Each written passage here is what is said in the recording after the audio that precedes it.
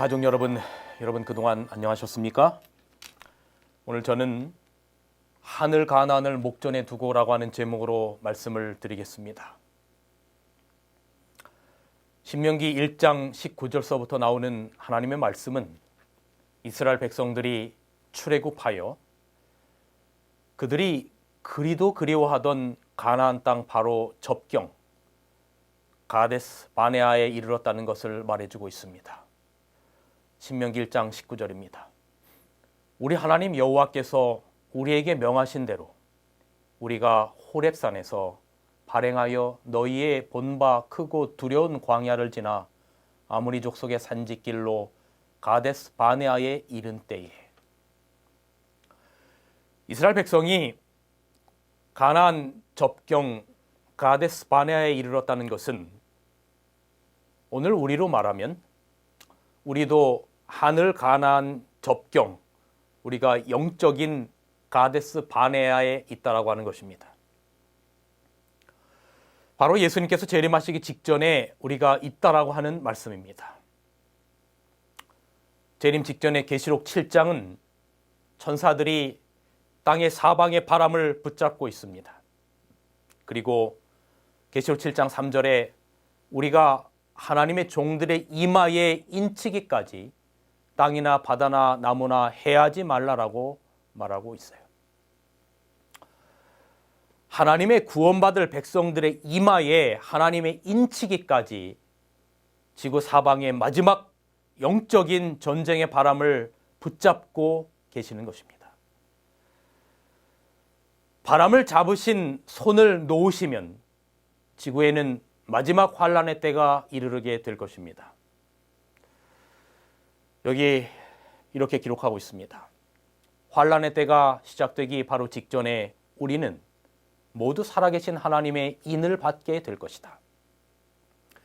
그 다음에 네 천사가 바람을 놓을 것이다. 그리고 흉년과 온역과 검이 일어나며 나라가 나라를 대적하여 일어나며 온 세상은 혼란 가운데 있을 것이다. 예수님 재림 직전에 처처의 기근과 지진과 온역이 있겠고 세상에 임할 일을 생각하고 무서함으로 기절하리니 바로 예수님의 말씀에 예언의 성취 시대 가운데 우리는 살아가고 있습니다. 코로나19 사태 이후로 많은 목사님들이 재림의 징조와 또 마지막 때의 사건들 또 우리가 어떻게 준비해야 되는지 그런 내용에 관하여 말씀을 많이 전하고 있다라고 생각합니다. 저도 오늘 그런 부분에 관하여 좀 서른 부분의 말씀을 드리고 제가 오늘 드리고 싶은 말씀을 좀 드리도록 하겠습니다. 마태복음 24장과 누가복음 21장에 보면 예수님의 재림 직전에 세상에 이런 일들이 있겠다라고 하는 많은 예언들이 있고 그러한 예언들의 성취가 이루어졌고 또 지금 져가고 앞으로 질 그런 시대에 우리는 분명히 살아가고 있고 성경적으로 보면 우리는 종말의 시대 예수님의 재림의 직전의 시대에 살고 있는 것은 분명해 보입니다. 성경에 예수님 재림 직전에 있을 징조와 관련돼서 영감의 글에도 그런 부분에 관해서 증언한 내용들이 각 어떤 징조별로 좀 있어서 제가 서론 부분에 그러한 내용들을 좀 읽어드리도록 하겠습니다. 먼저 살인과 강도와 사고에 관련된 영감의 글의 내용입니다. 살인과 강도, 철도 사고들과 강력 범죄들에 관하여 우리가 듣고 있는 끔찍한 소식들은 만물의 마지막이 가까웠음을 말해준다. 지금 바로 우리는 그리스도의 재림을 위하여 준비해야 될 필요가 있다.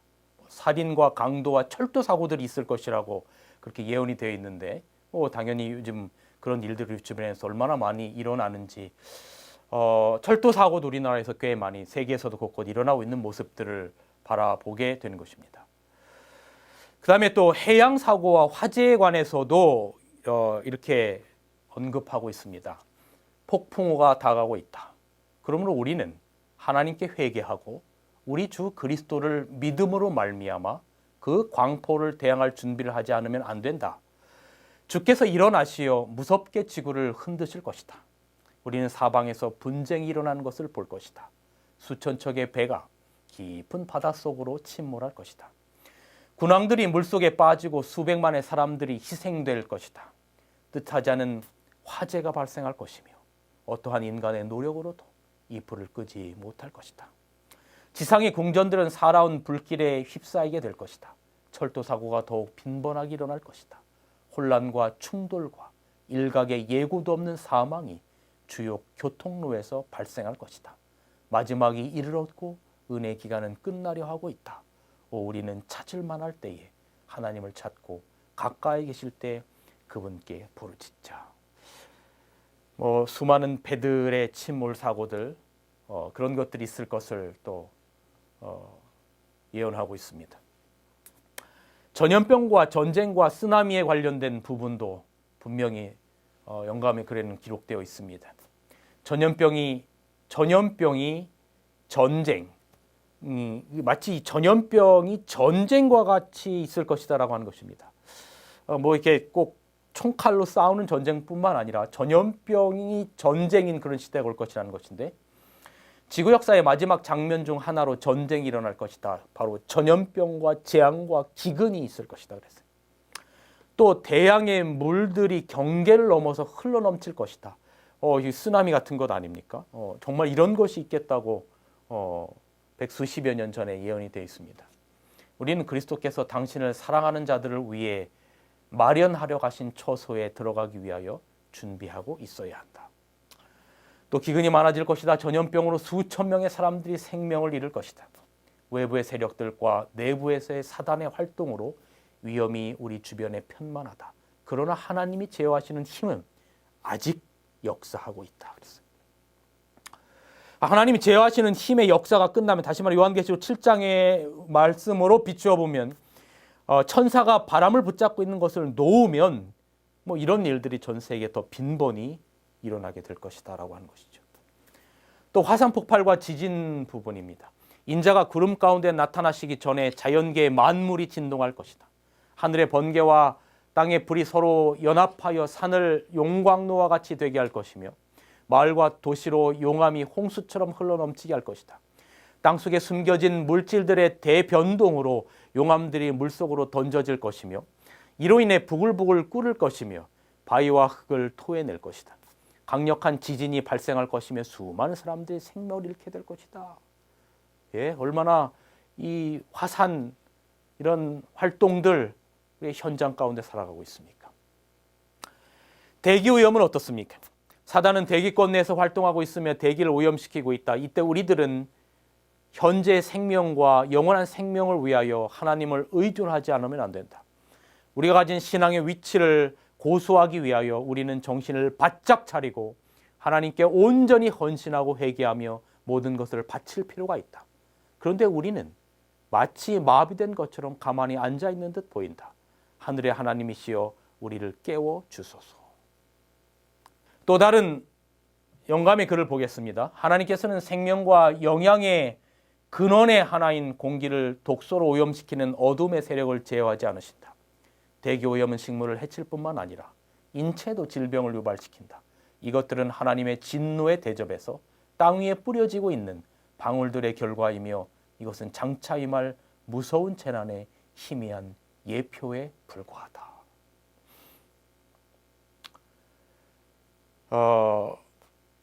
성경 마태복음 24장과 누가복음 21장에 나타난 마지막 시대의 징조와 관련된 영감의 글들을 읽어드렸습니다.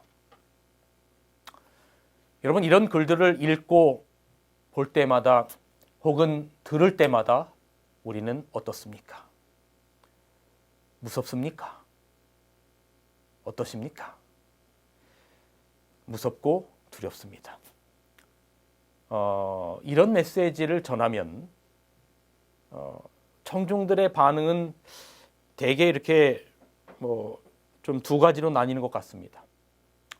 어떤 청중들은 이런 메시지들은 안전했으면 좋겠다고 생각하시는 분들도 있을지 모르겠고, 어떤 부류의 사람들은 또 이런 메시지를 더욱더 자주 전했으면 좋겠다라고 생각하시는 분들이 있을지 모르겠습니다.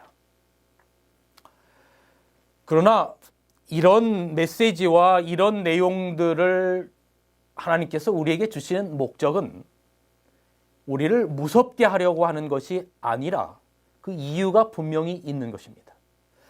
누가복음 21장 28절 이런 일이 되기를 시작하거든 일어나 머리를 들라 너희 구속이 가까웠느니라. 예수님의 재림을 깨어 준비하라라고 이런 말씀들을 주시는 겁니다. 마태복음 24장 42절서부터 그러므로 깨어 있으라 어느 날에 너희 주가 임할는지 너희가 알지 못함이라 이러므로 너희도 예비하고 있으라 생각지 않은 때에 인자가 오리라. 여기 영감의 글에도 재난의 목적에 관하여 이렇게 기록하고 있습니다. 하나님께서 이러한 재난을 허락하시는 데는 그 목적이 있다. 그것은 남녀들로 제정신이 들도록 하시는 한 가지 방편이다. 자연계의 기이한 일들을 통하여 하나님께서는 의심하는 인간 대리자들에게 당신의 말씀에서 분명하게 계시해 놓으신 것이 드러날 것이다. 얼마나 자주 우리는 지진과 태풍의 소문, 화재와 홍수로 인한 인명과 재산의 큰 손실에 대한 소문을 듣는가? 표면상으로 이 재난들은 인간이 전혀 제할 수 없는 무조직적이고 무질서한 자연의 힘에 변덕스러운 돌발 사건인 것처럼 보이나 그 모든 것들 가운데는 하나님의 목적을 읽을 수 있다. 그것들은 하나님께서 남녀들로 하여금 깨어나서 저희의 위험을 느끼게 하는 매개물들이다. 여러분, 그러니까 이러한 재림의 징조에 관련된 말씀들이나 메시지들은 우리를 겁주거나 겁먹게 하려고 하는 것이 아니라 우리의 나태해진 신앙생활에서 다시금 올바르게 우리 자신을 옷 매무새를 여미고 예수님의 재림을 준비할 수 있도록 깨우는 매개물들이라고 하는 것입니다. 여러분, 제가 여러분들에게 질문을 드리겠습니다. 여러분, 우리가 예수님의 재림을 정말로 기다리십니까? 다시 한번 질문을 드릴 때 여러분 마음 가운데 생각해 보십시오. 나는 정말로 예수님의 재림을 간절히 고대하고 있습니까? 여러분, 그렇습니까? 예, 그럴 것이라고 생각합니다. 그러면 그렇게 기다리는 예수님의 재림의 징조들이 오면, 우리가 예수님의 재림을 간절히 기다린다면, 그렇게 기다리는 예수님의 징조들이 오면 우리는 행복해야 합니까? 아니면 무서워하고 슬퍼해야 합니까? 당연히 기뻐해야 합니다. 그러한 징조들이 오면 예수님께서 더 가까이 오신다라고 하는 것이기 때문에 그렇죠. 예를 하나 들겠습니다. 예를 들어서 너무도 사랑하는 연인이 헤어지게 되었는데 앞으로 정확히 언제인지는 모르지만 첫눈이 올 때 여기 헤어진 장소에서 만나자 약속했다 합시다. 그리고 남자가 어디 먼 곳으로 떠났어요. 그럼 그 사랑하는 연인을 기다리던 이 여자는 매 첫눈이 올 때를 기다렸다가 그것이 내 약혼하는 이 남자, 내 사랑하는 이 남자가 다시 돌아올 것이라고 하는, 우리가 다시 만날 수 있을 것이라고 하는 징조가 되기 때문에 매해 첫눈이 올 때를 기다렸다가 약속한 그 자리에 나가겠죠. 첫눈이 오기까지 봄이 되고 여름이 되고 가을이 오고 낙엽이 떨어지면 이제 첫눈이 온다라고 하는 하나의 징조가 될 것입니다. 그래서 이런 모든 것들은 정말 그 연인을 사랑하기 때문에 연인을 만날 수 있다라고 하는 징조이기 때문에 그런 것들이 올 때 이 기다리는 여인은 기뻐해야 합니다. 한 번쯤 생각해 보고 싶은 저의 메시지는 이것입니다. 그런데 만약에 초점이 징조에만 맞추어져 있으면 어찌 될까요? 여러분, 양치기 소년의 이야기를 들은 사람처럼 될 수 있지 않을까요? 늑대다! 처음에는 엄청 크게 사람들이 반응하는데 또 심심해서 늑대다 하는데 진짜 늑대가 오지 않아요. 나중에는 더 큰 자극이 와야 사람들이 반응하게 되고 나중에 진짜로 늑대가 왔을 때 사람들이 반응하지 않는 이야기를 우리는 그 이야기를 이야기를 통해서 알고 있습니다. 최근에 코로나19 이후로 저에게 꽤 여러분들이 몇 그 설교 영상을 저에게 보내주시면서 목사님, 이 설교들에 대해서 어떻게 생각하십니까? 라고 하는 질문을 저에게 최근에 몇 분들이 하셨습니다. 그 내용의 설교들을 제가 이제 받고 그 내용의 설교들을 쭉 듣다 보니까 주로 그 설교 내용이 제가 서두에 설명드렸던 것처럼 모든 것들이 징조에만 초점이 맞춰져 있는 설교입니다. 그 내용인 어떤 설교의 그 내용인 즉슨 이런 내용인 것입니다. 이 그 음모론 같은 것들이 있어요. 즉 코로나19와 미국과 교황권을 연계시켜서 마치 그 코로나19가 미국과 교황권의 어떤 그런 연합으로 인해서 마지막 하나님의 백성들을 핍박하고 또 이럴 휴업령을 내리려고 하는 그런 것들이라, 그래서 그런 것들이 만들어졌다라고 하는 하나의 약간 좀 어떻게 보면 추측성, 음모론에 초점이 맞추어져 있는 설교였습니다. 그런데 그 설교의 조회수가 꽤 상당했습니다. 물론 저희 재림교회 목사님의 설교는 아니었어요. 다행히도 저희에서 이렇게 좀 떨어져 나간 그러한 어느 한 부류의 목사님의 설교였습니다. 그런데 조회수가 꽤 많았어요. 그런데 그 분의 또 다른 많은 설교들을 보니까 설교의 그 제목들이 상당히 종말론적이고 어떤 자극적인 설교의 제목들이었습니다. 이런 류의 설교가 왜 반응을 일으키냐면 어떤 신선한 뭔가의 그 자극을 줍니다. 그런데 문제는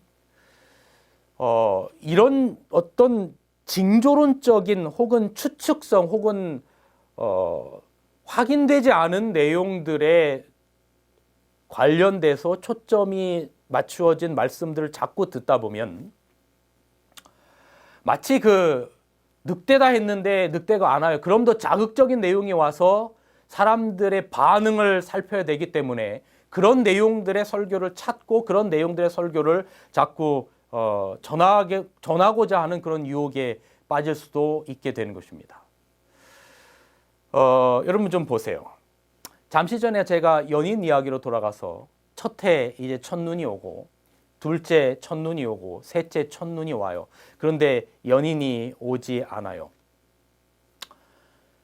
그럼 시간이 지날수록 첫눈이 온다라고 하는 징조들의 초점이 맞추어져 있으면 그 연인을 기다리는 것에 관련돼서 자꾸 힘을 잃어버립니다. 진짜로 중요한 것은 첫눈이 온다는 징조의 초점을 맞추는 삶이 아니라 그 연인과 변치 않는 사랑의 관계가 중요한 것이죠. 아무리 징조가 와도 그 연인 말고 다른 사랑하는 사람이 생기면 그 징조는 아무것도 아닌 것입니다. 정말로 중요한 것은 우리가 오늘 종말을 살아가는 예수님 재림 직전을 살아가고 있는 우리 그리스도인들이 가져야 될 정말로 중요한 자세는 주인 되신 그리스도가 반드시 오신다라고 하는 것을 믿고 징조를 예의주시하면서 마음과 뜻과 성품을 다해서 주님을 사랑하는 마음을 갖는 것입니다.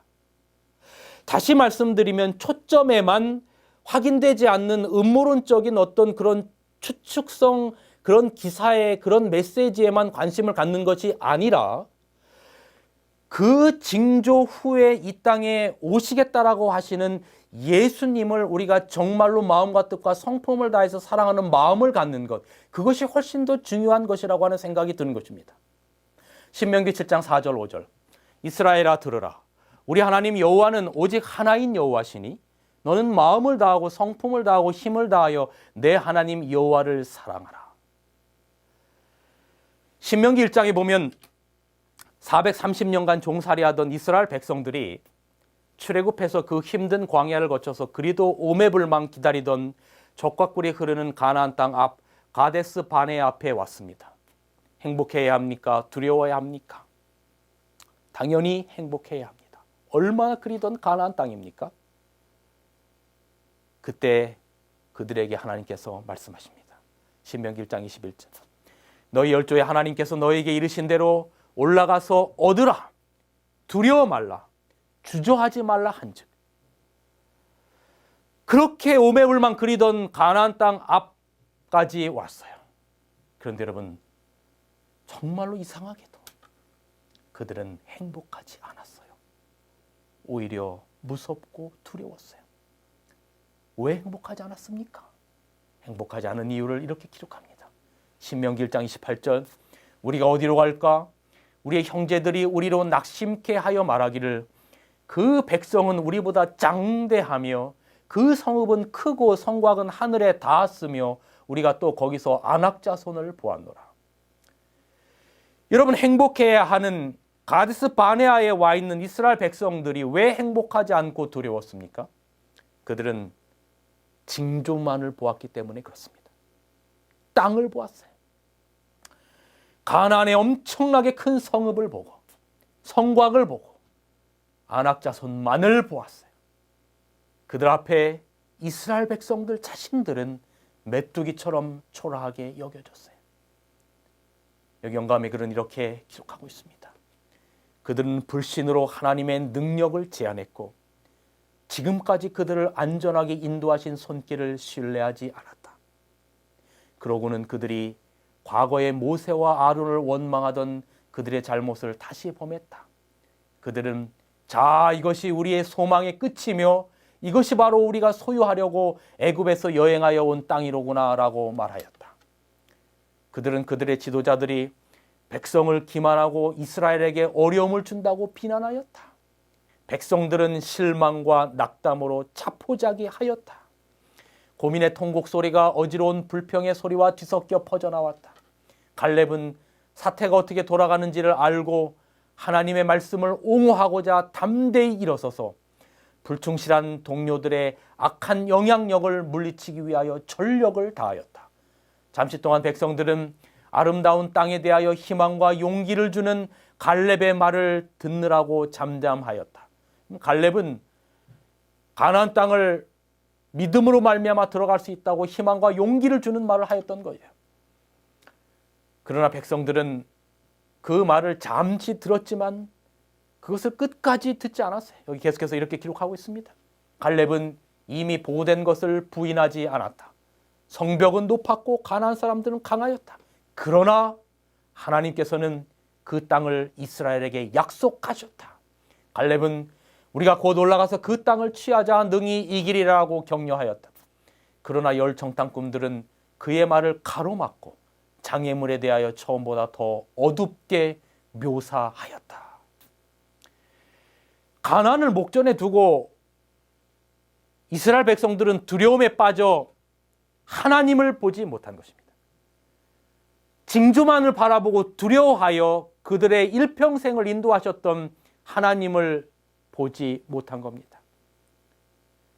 오직 가나안 땅과 성 그리고 그 백성들의 장대함에 기가 죽고 두려워 떨고 있었고 결국 불신으로 말미암아 하나님과 모세를 욕하고 하나님으로부터 완전히 그들이 마음을 돌리고 다시금 애굽으로 돌아가자라고 하였어요. 그 결과는 여러분이 잘 아시는 것처럼 40년 광야길로의 회기였고 그 1세대들은 가나안 땅에 들어가지 못했어요. 자, 여러분 이제 우리의 이야기로 돌아와 봅시다. 이스라엘 백성들이 그리도 그리던 가나안 목전에서 불신과 두려움에 섰듯이 그리고 그들이 행복하지 않았듯이 우리는 예수님의 재림을 목전에 두고 영적인 가데스 바네 앞에 우리는 섰는데 과연 여러분 우리는 행복하십니까? 아니면 두렵고 불안하십니까? 코로나19라고 하는 것이 예수님이 땅에 오시기 직전에 전염병이 있겠다라고 하는 측면에서 본다면 예수님의 재림의 징조로 보는데 과연 우리는 예수님의 징조가 이루어지고 곧 예수님이 다시 오실 것을 생각하면서 행복하십니까? 아니면 이스라엘 백성들처럼 두렵고 무서우십니까? 앞서 말씀드린 것처럼 종말을 맞이하는 우리의 자세가 그저 세상의 무서운 징조에만 확인되지도 않은 어떤 그런 음모론적인 추측에만 초점이 맞추어져 있다면 어쩌면 우리는 두렵고 불안할지 몰라요. 세상이 말 일을 생각하고 무소함으로 기절하니라고 하는 누가복음 21장의 기별은 저는 적어도 하나님을 굳건히 신뢰하고 예수 그리스도의 보혈을 굳건히 의지하는 자들에게는 있지 않을 일이라고 생각하는 것입니다. 세상의 말 일을 생각하고 무소함으로 기절하리니 이것이 우리의 모습이 되지 않기를 간절히 바랍니다. 저는요, 계시록 18장 4절에 내 백성아 바벨론에서 나오라라고 하셨는데 우리는 어쩌면 이것을 너무 미국과 교황권 이런 것에만 초점이 맞추어져 있는 경향이 있지 않나라고 하는 생각을 해보게 됩니다. 물론 계시록 13장처럼 마지막 시대의 복합짐승 교황권과 돛불 가진 새끼양인 미국이 짐승의 표에 경배하게 하고 매매를 못하게 하게 하는 또 하나님의 마지막 남은 자손을 핍박하고 하는 그런 역할을 할 것이고 또 그렇게 계시록 13장의 예언처럼 이루어질 것을 압니다. 그런데 저는 어쩌면 그러한 것보다 더 중요한 것이 지금 내 마음속에 바벨론에서 우리가 나오는 것이 더 중요하다라고 하는 생각이 드는 겁니다.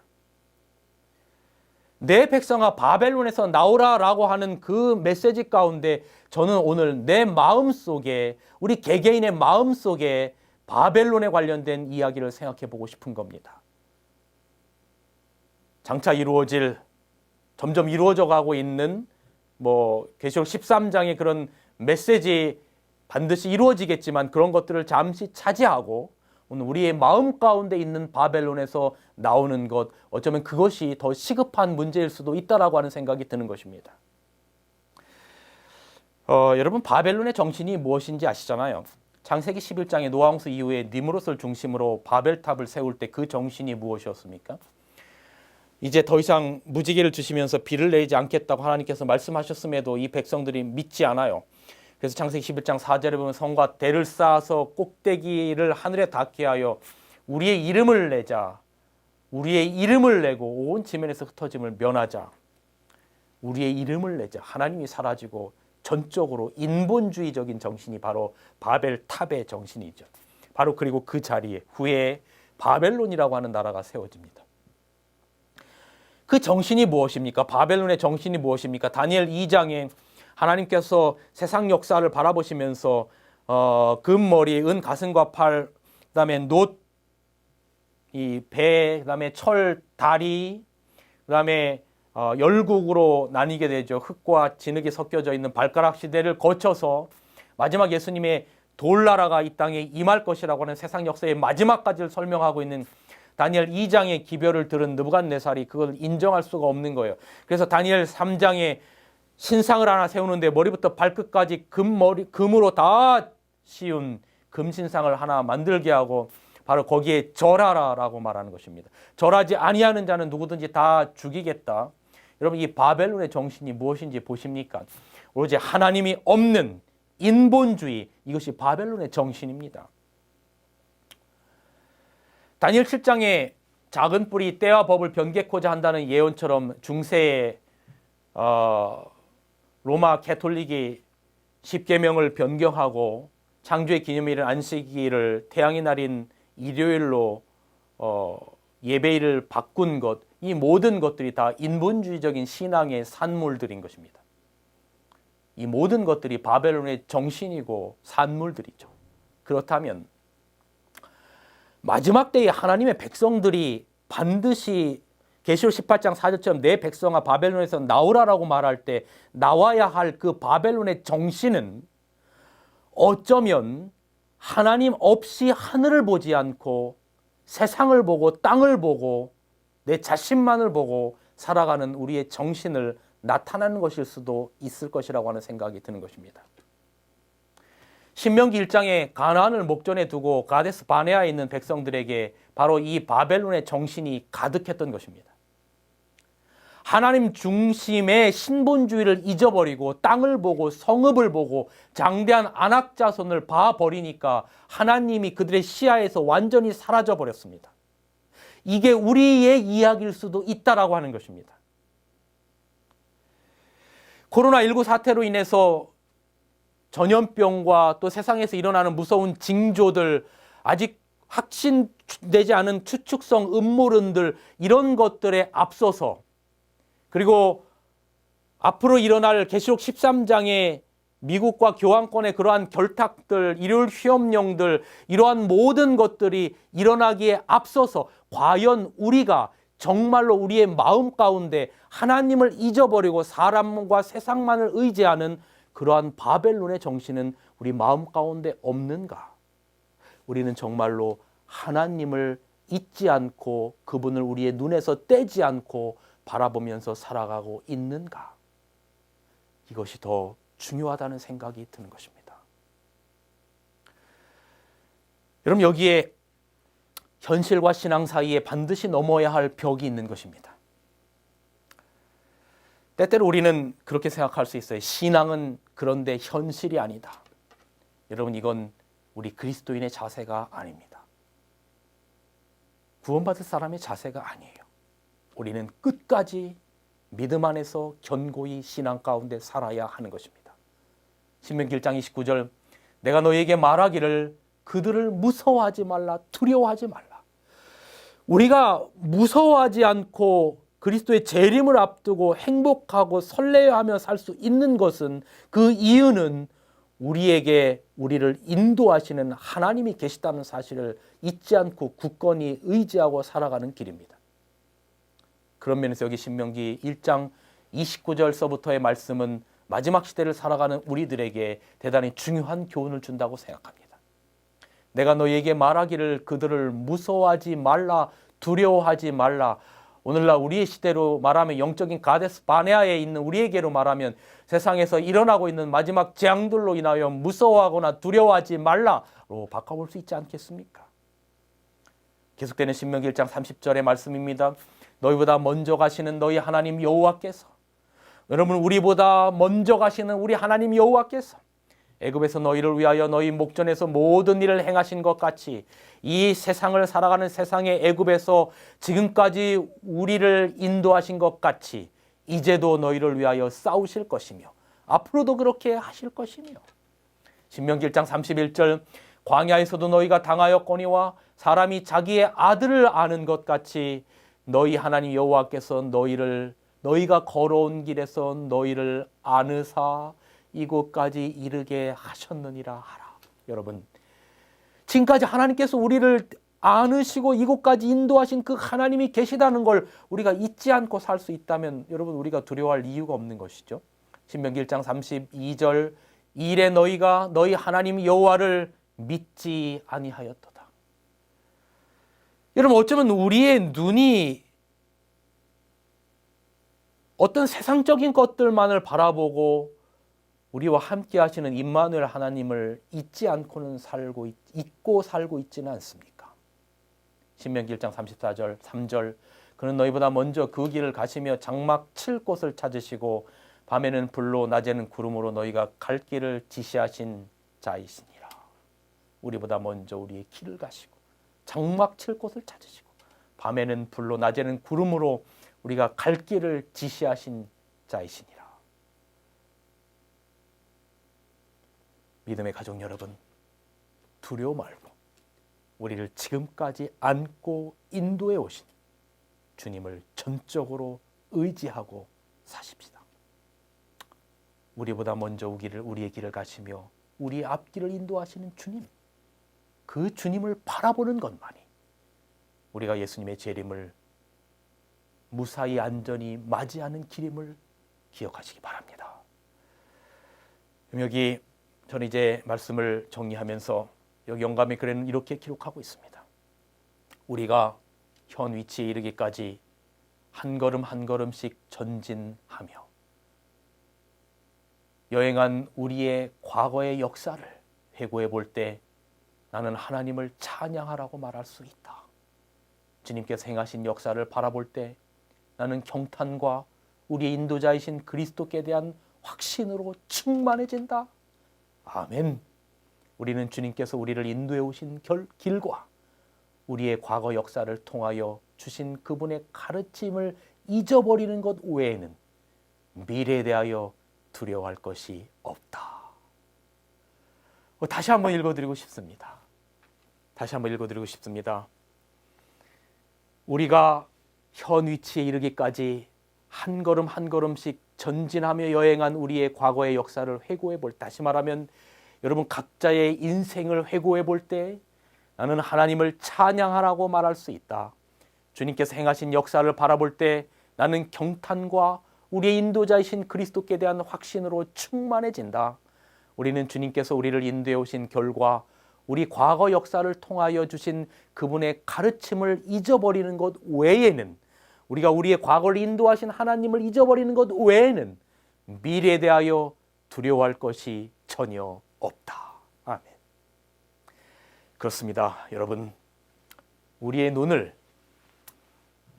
이 땅의 징조나 땅과 성읍이나 안악자손의 장대함에서만 너무 포커스를 맞추는 삶보다는, 비록 현실이 이러한 것들이 우리를 덮치듯 다가올지라도 여러분, 우리의 시선은 우리에게 우리의 과거를 인도하신 주님이 계시고 현재 함께 하시는 임마누엘 주님이 계시며 앞으로 주님 오실 때까지 우리와 함께 하실 주님이 있음을 잊지 말고 전적으로 주님을 의지하며 말씀에 순종하며 그렇게 살아가시는 여러분과 제가 되기를 간절히 바랍니다. 이것이 바로 영적 가데스 바네아에 있는 우리 그리스도인들이, 예수님의 재림을 기다리는 성도들이 기억해야 될 중요한 교훈이라고 생각합니다. 그래야 할 때 우리는 새하늘과 새 땅의 백성으로 주님과 함께 영원히 살 수 있게 될 것입니다. 잠깐 후 우리 주님 영광 가운데 이 땅에 오실 것입니다. 세상의 징조들 우리가 예의주시하며 주님의 재림을 고대하며 살아가야 합니다. 그러나 너무 확인되지 않은 어떠한 그러한 것들, 또한 너무 재림의 징조에만 포커스를 맞춘 신앙으로 말미암아 두렵고 떨리기보다는 우리를 향한 그리스도에게 우리가 전적으로 시선을 맞추고 믿음과 용기로 승리하는 갈렙처럼 우리가 올라가자라고 하는 그러한 믿음의 고백들이 여러분과 저에게 있게 되기를 간절히 바라면서 말씀을 줄이겠습니다. 감사합니다. 진리횃불 웹사이트에는 이 시대를 위한 하나님의 말씀이 준비되어 있습니다. 다음과 같은 성경 연구 자료를 통해서 하나님을 더 깊이 만나게 되길 간절히 바랍니다.